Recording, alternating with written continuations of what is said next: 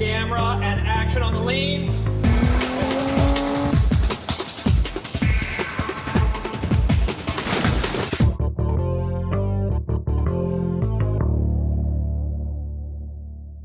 So, Eddie Mora, I mean, you do know you're a freak. What's your secret? Medication. I'm on special medication. I knew from the beginning it would be a wonderful life experience to go through what this guy goes through. The script is unbelievable. When I read it, I thought, I can see myself in it.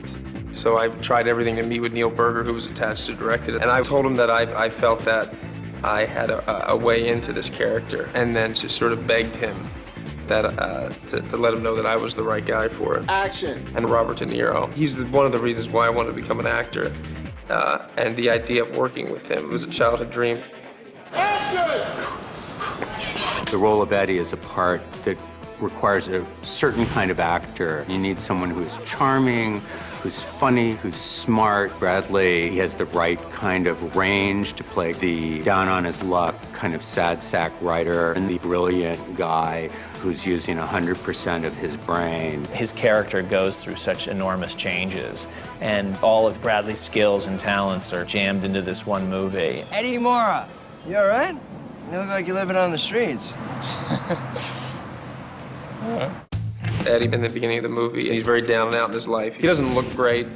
He's not very healthy. He has absolutely no money, and it's beginning to show. And that was a very specific look that Bradley and I came up with. He's got ratty, long hair that he has him sort of escaping from this crappy little ponytail. He just looks worn out and bedraggled.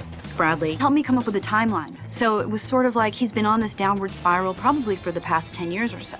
He probably hasn't bought a new t-shirt in 8 years. That was fun for us from the technical standpoint because we basically aged the hell out of those clothes. There was a lot of sanding, a lot of really breaking things down.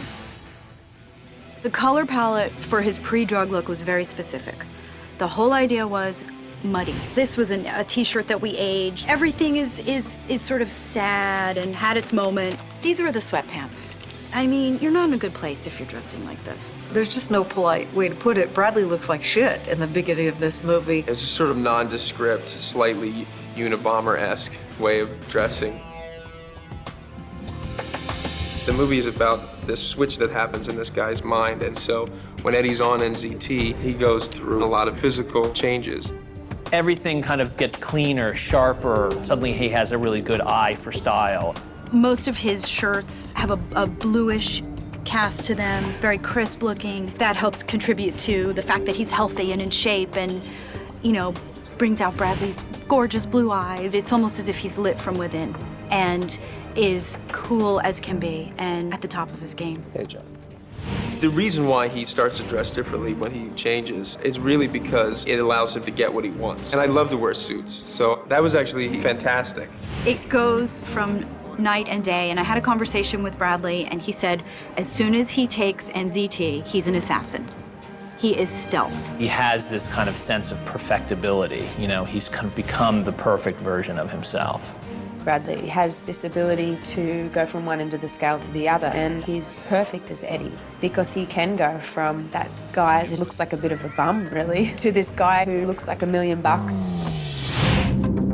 I fell in love with Eddie on and off NZT. There was something kind of wonderful about his life in that little apartment. All right, here we go. Bradley Cooper is an incredible pleasure to work with, and he's truly a great actor. And we've seen him over the years, but I don't know that we've really seen him like this. It was sort of an actor's dream to go from where you find Eddie in the beginning of the movie to where you find him at the end. It's a complete transformation. You go down the dark turns with him as well as into the light with him. The fact that I finally in the end got to play him is a miracle for me.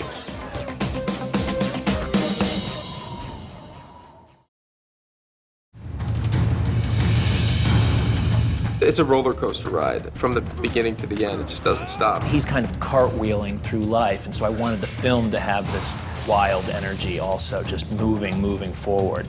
This idea of being able to use 100% of your brain really catches everyone. We have to tell the whole film from Eddie's perspective. It's like as if we're inside of his head. Now we have to shoot. Now we're shooting. I never talked to anybody who read the script that didn't think that it was just incredible from its inception. Very interesting story. Pulls you in. There's so much that entertains you. I found the book, The Dark Fields, in a secondhand bookstore, read it for fun. About halfway through, I started to get this tingle that it could be a Hollywood film. I got a hold of the rights with my own money and wrote the script. That's when I kind of got involved and we started to figure out how to put it together and where to put it together.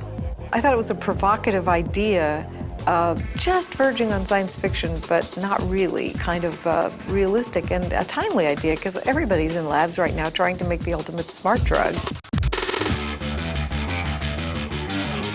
We set out on our director search and we met a lot of directors, and Neil was really the one who stood out. He just has a totally instinctive understanding about how to tell this story. And he's really collaborative. He appreciates what actors bring. He was very clear from the beginning. He had all these photographs that he had used as examples of how aesthetically he wanted the movie to be. He's taking this wild ride, and so what I try to do is make the movie a wild ride as well, just kind of this freewheeling, tumbling forward, crazy story. We shot the movie in 44 days, which is incredible given the scope and how much we had to get on film. We had 2 weeks of shooting in New York.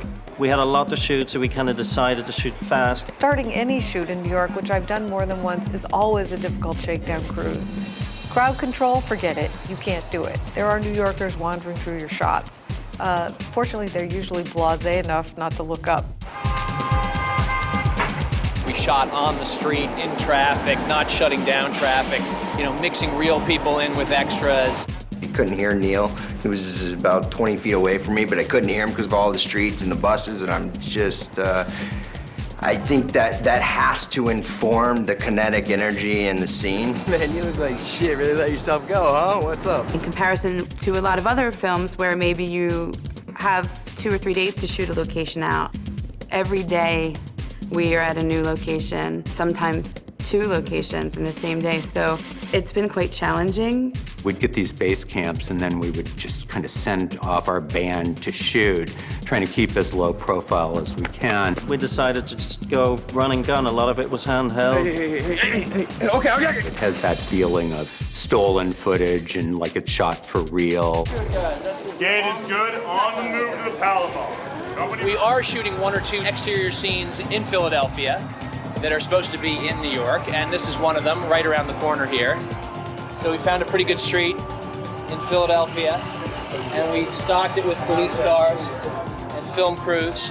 We shot the interiors in Philadelphia and a lot of generic exteriors. It's always madness when you're shooting on the streets. We've got Robert De Niro and Bradley Cooper, and it's hard to know who gets the bigger cheers from the masses of people hanging around.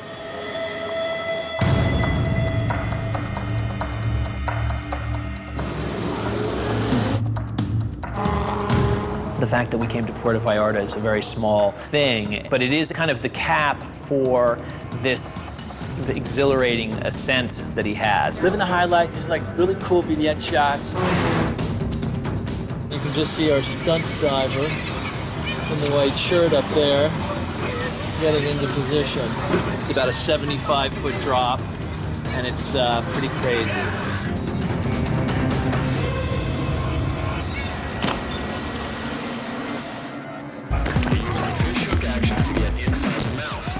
Ben Bray came in to help coordinate the choreography of the action.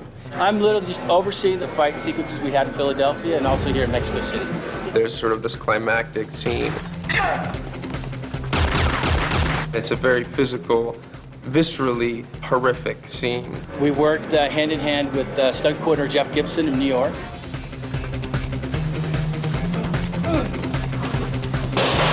Bradley Cooper did the whole stunt himself, the whole fight himself.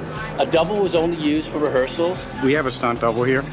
He's not doing anything. He's actually watching Bradley Cooper do all his own stunts. Because you're telling the story through Eddie's eyes, you really can't have other actors do it. There's a life and death struggle, which is more of an actor moment than it is a stunt moment. Yeah. Right, okay. The plasma television fight is a major beep. Bradley did an amazing job. We had, in fact, Bradley gave one of my guys a slight concussion, but he's fine. Took about 3 stitches. You know, people got hurt, not just me, which I don't feel good about. I felt a little good when I did it, but not, and right afterwards I didn't feel so good about it. That's what happens when a stuntman's not doing it. Bradley's just a physical guy. He's great, and we really killed it on this one. He's totally game for all of it. Yeah, he's been a gamer this whole movie for all the stuff we've done. He's the quickest actor we've ever worked with. When he runs from a standing still, he just takes off, and we have a hard time keeping up with him. The most interesting part about the film is that it's a total transformation of a character. It had a whole visual art that we could achieve in the film. It's all told from sort of subjective photography rather than just being observant. This movie has these very distinct looks. There's a different visual language for, you know, each segment of the film, whether he's on the drug or off the drug or before he's been on the drug. Each of those sections have a different visual style, different lensing, different color palette, the way we compose the shots, the way we move the camera, the way we don't move the camera, depending on what state of mind he's in. Well, I'm behind. I'm behind on my book, and it's pretty, well, polluting my days and nights, if you want to know. When Eddie is off NZT, actually before he even experiences it, the world, I think, is a little lower contrast, maybe a little grayer, a little duller. There's never a primary to be seen.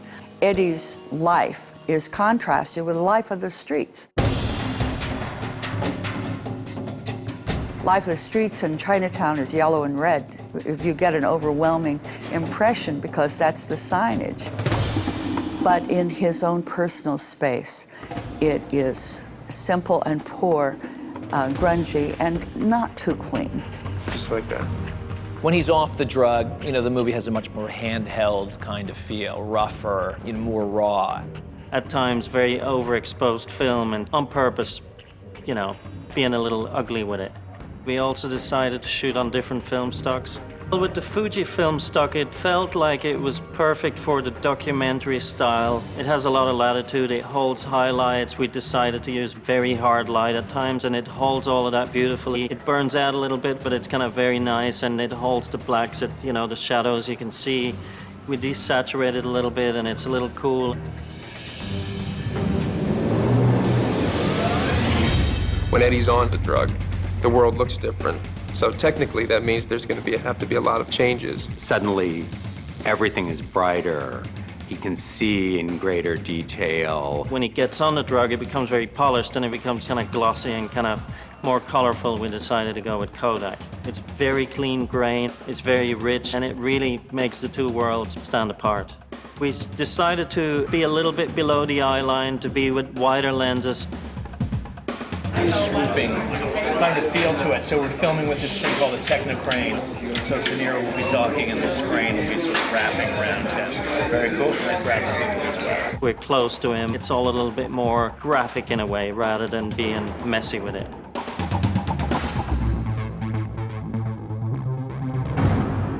There are a number of critical visual effects techniques that we're using to enhance the story. When he's taking the drug and he is processing information, I wanted to come up with a way to show that and to show it so you kind of felt like what it was to be on the drug. What's behind me being built here is a camera rig for an effect that we call the 360-degree effect. It introduces us to what he's capable of while he's on the drug. This is our gateway into that. I like the idea of it metaphorically, that he's kind of has eyes in the back of his head, he can see everything. Kind of a very surreal, intense image, this warped image all squeezed together. This one is vertical. The other ones have given us a horizontal hula hoop view of someone's world as they move through it. This one is going to give us that same loop, but only vertically.